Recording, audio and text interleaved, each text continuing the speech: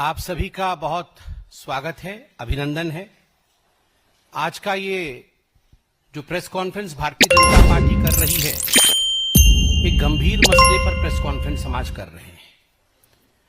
यूं तो विषय कर्नाटक से जुड़ा हुआ है, मुस्लिम आरक्षण से जुड़ा हुआ है, मगर इसके पीछे की जो मंशा है, मुख्यतः कांग्रेस पार्टी किस प्रकार से तुष्टीकरण की राजनीति को आगे बढ़ा रही है और पूरे भारतवर्ष में एक डिवीजन क्रिएट कर रही है, इसको लेकर आज का प्रेस कॉन्फ्रेंस है।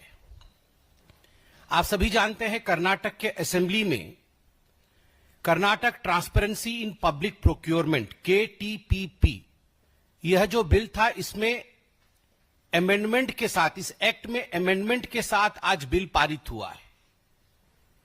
इसका लब्बो-लुबाब, इसका अर्थ यह है कि आज से कर्नाटक में जो सरकारी ठेके हैं, जो गवर्नमेंट के कॉन्ट्रैक्ट्स होते हैं, उन कॉन्ट्रैक्ट्स में 4% का, 4% का आरक्षण मुसलमानों के लिए संरक्षित रखा गया है। मुसलमान कॉन्ट्रैक्टर्स को दिया जाएगा। यह जो KTPP एक्ट है, इसके संशोधन के पश्चात दो बातें अब सामने आती है। पहला विषय है कि जो सिविल कॉन्ट्रैक्ट्स है, राज्य भर में सिविल कॉन्ट्रैक्ट्स 2 करोड़ तक के सिविल कॉन्ट्रैक्ट्स के लिए 4% मुसलमान कॉन्ट्रैक्टर्स को आरक्षण दिया जाएगा और गुड्स एंड सर्विसेज कॉन्ट्रैक्ट्स जो है, उसके लिए 1 करोड़ तक के किसी भी कॉन्ट्रैक्ट में 4% मुसलमान आरक्षण लागू होगा। मुझे यह बताते हुए दुख हो रहा है कि यह जो आरक्षण है, यह जो 4% मुस्लिम आरक्षण या रिजर्वेशन दिया गया है, यह कैटेगरी 2B OBC आरक्षण के अंतर्गत दिया गया है। जो पिछड़ा वर्ग होता है, OBC होता है, उस OBC कैटेगरी 2B में से 4% दिया गया है। इसका अर्थ है कि OBC बंधुओं के अधिकार को मार करके, उसमें सेंधमारी करके, जो OBC को मिलना चाहिए उसे काट करके कर्नाटक की सिद्धरमैया सरकार ने राहुल गांधी जी के कहने पर मुसलमानों को दिया है। This is an infringement into the rights of the OBCs of the country. देश के जो पिछड़े वर्ग के हमारे बंधु हैं, OBC वर्ग है, उनके अधिकारों में सेंधमारी हुई है। तो कहीं ना कहीं देश में ST, SC और OBC वर्ग के तमाम लोगों को इसमें एकजुट होकर कर्नाटक सरकार के और राहुल गांधी के इस फैसले के खिलाफ एकजुटता दिखानी चाहिए। अगस्त 24, 2024, 24 अगस्त 2024 को 12 ऐसे कांग्रेस के मुस्लिम विधायक थे कर्नाटक के, जिन्होंने पहली बार इस विषय को लेकर एक पिटीशन तैयार किया था कि मुसलमानों के लिए कॉन्ट्रैक्ट्स में कर्नाटक में रिजर्वेशन होना चाहिए। और इन 12 मुस्लिम विधायकों के कहने पर आज सिद्धरमैया सरकार ने राहुल गांधी से कंसल्ट करने के पश्चात और राहुल गांधी की हामी के पश्चात इसे अमली जामा पहनाया है। On the advice and aid of Rahul Gandhi, Siddaramaiah ji, the Chief Minister of Karnataka, has eaten into the reservation which was due for the OBCs and has diverted it to the Muslims. This is not only unconstitutional, but this is also misadventurous. ये केवल गैर संवैधानिक नहीं है। इस विषय को court में सिद्ध कर पाना और लीगल फ्रेमवर्क में स्टैंड करना, यह भी अपने आप में बहुत बड़ा विषय रहेगा।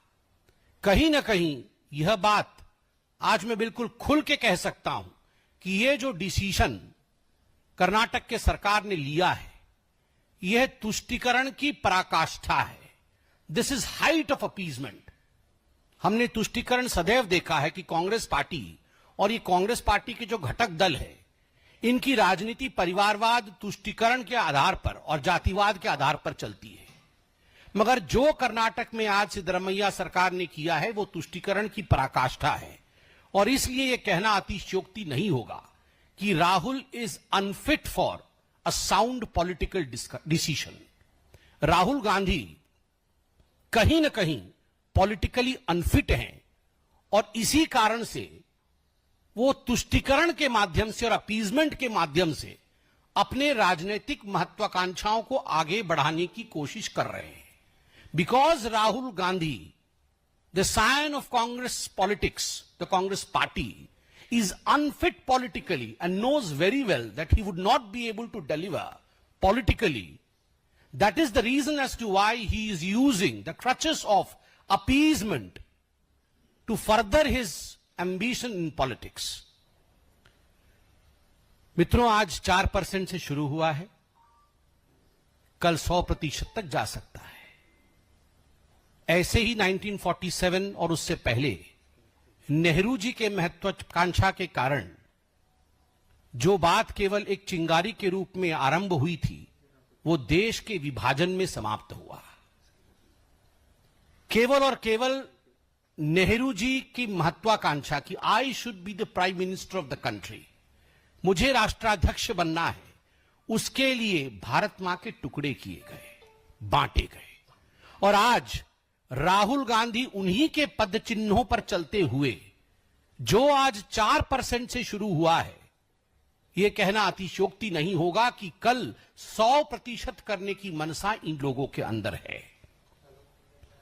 यह एक तरह से जिहाद की राजनीति है।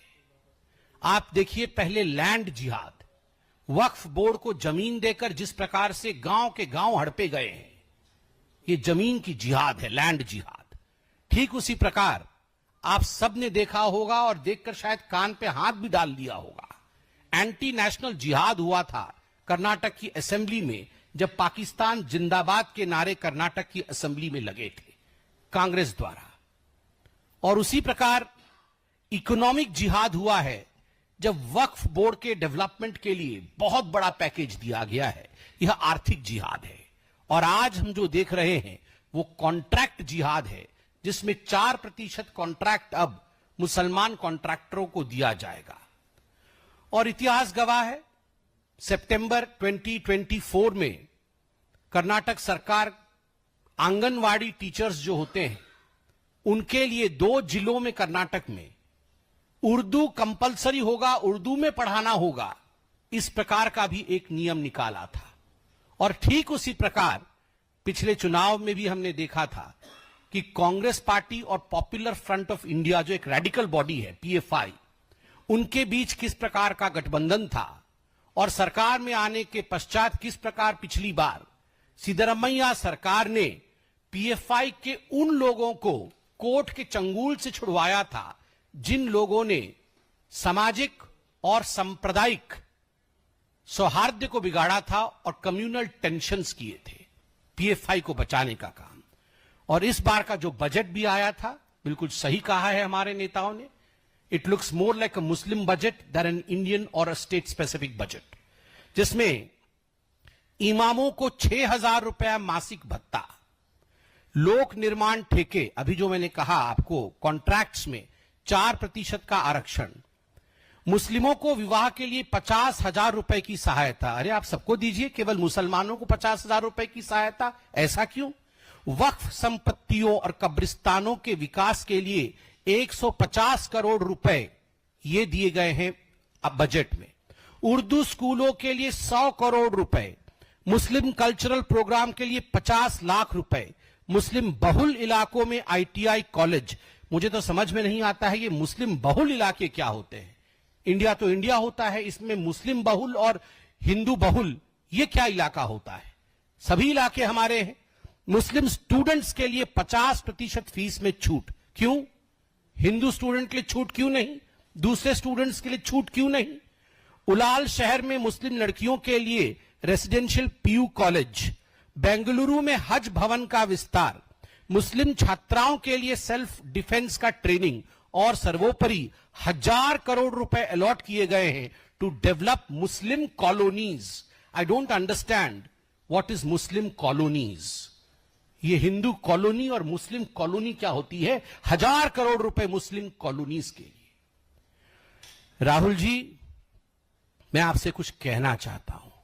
और एक अलग अंदाज से आज कहना चाहता हूं। मैं आशा करता हूं आप सुन रहे होंगे।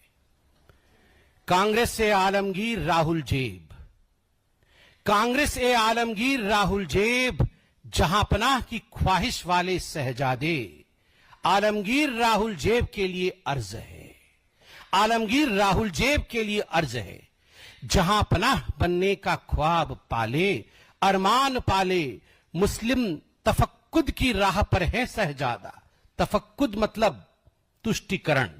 जहां पनाह बनने का ख्वाब पाले, अरमान पाले, मुस्लिम तफक्कुद की राह पर है शहजादा। कुर्सी की आसनाई में अंधे हुए हैं इस कदर, कुर्सी की आसनाई में अंधे हुए हैं इस कदर कि दिन रात मुस्लिम इश्क में गिरफ्तार है शहजादा। दिन रात मुस्लिम इश्क में